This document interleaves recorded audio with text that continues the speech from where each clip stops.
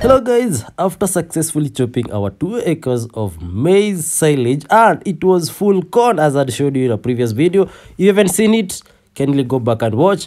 We actually loaded our maize silage onto this lorry and for us to transport it from Kirinyaga County up to Nyeri County, specifically in Karatina, where our farm is located, whereby we are going to exile the same silage and preserve it for the longest time possible.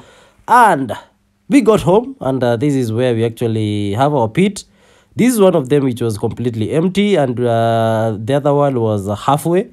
We actually filled the two of them to ensure that we have enough fodder for at least these pits can take us at least 6 months. But we also feed other materials like the hay.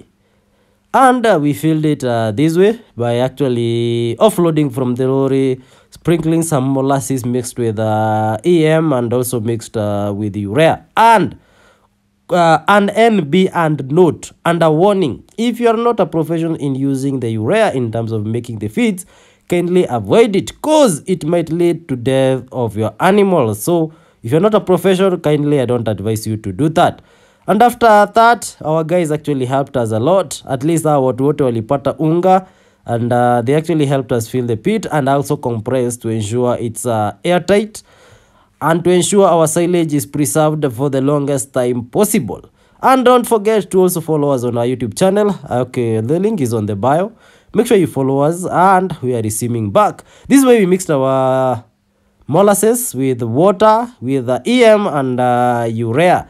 These are urea, and remember I've told you it's a very poisonous, so make sure if you're not a professional in using it, kindly avoid it. Sawa. And for that matter, we mixed it properly. We mixed with molasses, EM and water on in this tank to make our mixture that we're actually sprinkling to our silage. And that one will be feeding it at least after 21 days, not after 14 days as the previous one, because this one contains now the urea. The excess that remained, we actually had some excess part that remained, and we had already filled our 2 silage pits.